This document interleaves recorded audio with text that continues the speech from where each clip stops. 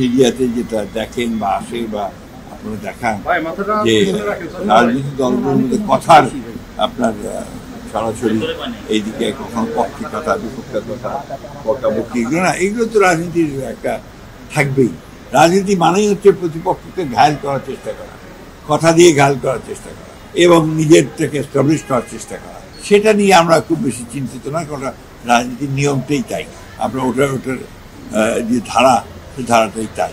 সুতরাং এটা থাকবে, এর থেকেই আপনার রাজনীতি এগুবে। রাজনীতি থাকলেই দেশের জন্য মঙ্গল, এই কথাবার্তার মধ্য দিয়ে। গণতন্ত্র অনেক হচ্ছে শত ফুল ফুটতে দিতে হবে, গণতন্ত্র মানে হচ্ছে সকলকে কথা বলতে দিতে হবে, গণতন্ত্র মানে হচ্ছে প্রত্যেকের কথা শুনতে হবে। এটাই হলেই আপনি এটা একটা শত ফুল ফুটবে, তার মধ্যে থেকে সবচেয়ে ভালো সৌরভ সুবাতাস বয়ে আসে।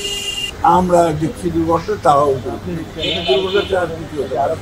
কারণ আমি যত শুনেছি, আমি বিশারদ নই, বিশেষজ্ঞ নই, আমি শুনেছি যে এটা আপনার একটা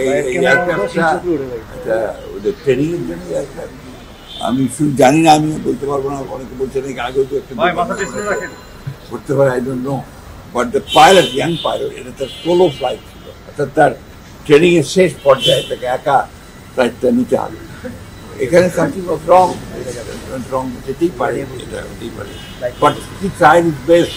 সেই বিমানটাকে আপনার সেফ জায়গায় নিয়ে যাওয়ার জন্য চেষ্টা করেছে যাতে স্কুলের উপরে না পড়ে, কিন্তু সেটা সে পারেনি।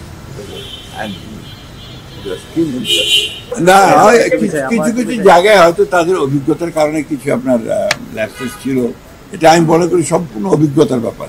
এই সরকারের সবচেয়ে বড় সমস্যাটা কোথায় জানেন, যে তাদের অভিজ্ঞতা অনভিজ্ঞ লোকেরই বেশি আছে, অভিজ্ঞতার অভাব আছে। আর কিছু কিছু মানুষের মধ্যে একটা সমস্যা আছে যে তাদের ইগো কাজ করে। তারা ইয়ে রাজনৈতিক দলগুলোর যে একটা অভিজ্ঞতা আছে, বিশেষ করে যারা সরকারে ছিল অতীতে, যেমন আমরা, আমাদের সঙ্গে পরামর্শ করা, কথা বলা, মাঝে মাঝে মতামত নেওয়ার চেষ্টা করা, এই বিষয়টায় তারা একটু পিছিয়ে। এটা আমি মনে করি যে এটা হয়তো তাদের অভিজ্ঞতার অভাবের কারণে না। বিষয়টা হচ্ছে যে এটা আপনার কিছু কিছু বিশৃঙ্খলা হচ্ছে, এবং এটাও হতে পারে যে আপনার এটাকে ডেফিনেটলি আপনার ইসের ঘটনা, আপনার গোপালগঞ্জের ঘটনা, এটা ডেফিনেটলি আপনার সঙ্গে রাজনীতি জড়িত, নির্বাচনকে বানচাল করার একটা চক্রান্তের মধ্যে অবশ্যই আছে। আর আপনার এই যে সেক্রেটারিয়েটে ঢুকে পড়া, সেখানে আপনার কয়েকজন আপনার ফ্যাসিস্টদের লোকজনকেও আপনার আটক করা দেখা, বোঝা যাচ্ছে যে তাদের কিছু কিছু সমস্যা তৈরি করার চেষ্টা এখানে আছে।